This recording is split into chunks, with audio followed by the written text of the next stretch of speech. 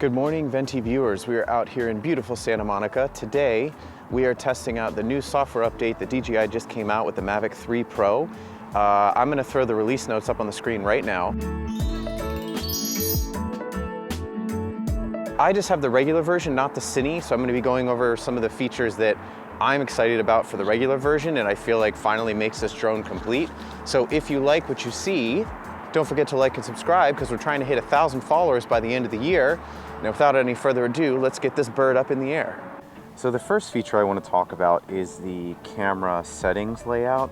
So we have our f-stop shutter and everything over here. If we tap right here, it now brings up this slider, so it's much easier for us to adjust our settings based on the lighting. And then we can tap on the left side, we have our FPS, we have our resolution, we can even switch the storage. So this layout is much better. We have D-Log normal. But one of my favorite features that the Mavic 2 had that the Mavic 3 didn't have until now is a color display assist. So if I turn that on, you notice how it changed the screen. So let's turn that off, right? So this is the D-Log, turn that back on. So you're still shooting in D-Log, but what this is doing is effectively putting a LUT over it. So that way you can kind of see what it's gonna look like not in D-Log.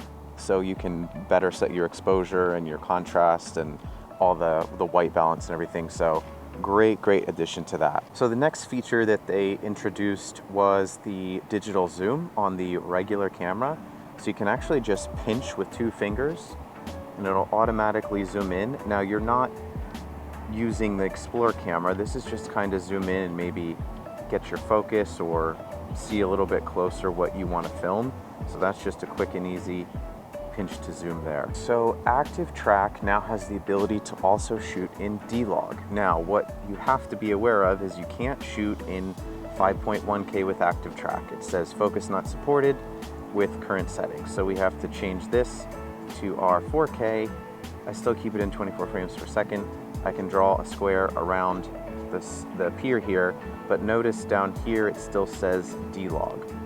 So I'm gonna do point of interest and we're gonna hit go.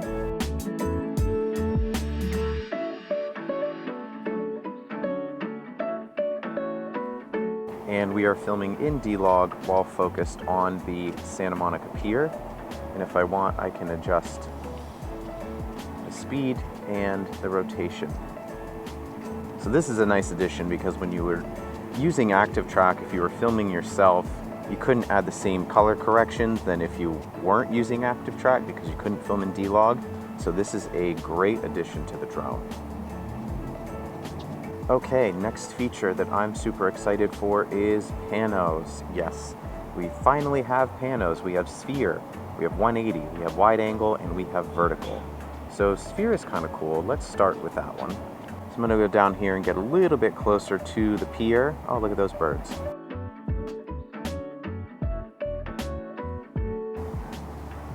All right, let's hit play and see what the sphere looks like. Overall, I'd say that did a pretty good job. Although since it's only JPEG, it is a little blown out and the settings are in auto when you shoot there. Okay, the next pano mode is the 180. So this does exactly what it sounds like. It does 180-degree pano. So let's bring the drone out here a little bit. Adjust our camera. And let's shoot. Oh, that's cool. Although the waves are a little off. You can fix that in post. That's fine. All right, next up is the wide angle. So let's get a little bit closer here. So if you notice down here, you can also change the pano images to RAW, which is a nice new feature. And you can change the settings and everything to be pro if you want, but since we're kind of shooting into the sun a bit, I'm just gonna leave it in auto and let it do its thing. So we're just gonna hit start and we're gonna do a wide angle here. It's very wide, what a surprise. Okay, and the last one is our vertical pano. So let's get a little bit closer to the wheel here, maybe something like that. So I'm gonna hit start. 1, 2, 3, super easy. And let's see what we got. Very cool. So that is the pano feature. So the next feature that I found kind of cool is if we hit the 3 dots up here in the top right and we're in our safety option. So return to home, we have advanced and then we also have straight line. So in a very wide open area like this, I could just hit straight line, and instead of using the obstacle avoidance to try to move around obstacles when it doesn't really need to worry about that, I can just hit straight line and it'll just fly straight to me, returning to home. So that's a nice new feature as well. So the last feature that I want to talk about is DJI claims that they have increased the sharpness of the zoom camera. So let's go out a little bit and we'll go in. Here's ×2, here's ×4, and let's go at 7. I have to admit that does look pretty sharp compared to what it's been before. Let me take a few pictures, I'll throw them up here on screen. That does look pretty nice. Some of the video in the intro earlier as well was also filmed with the zoom camera. So I don't know if you guys can notice a difference, but I certainly can.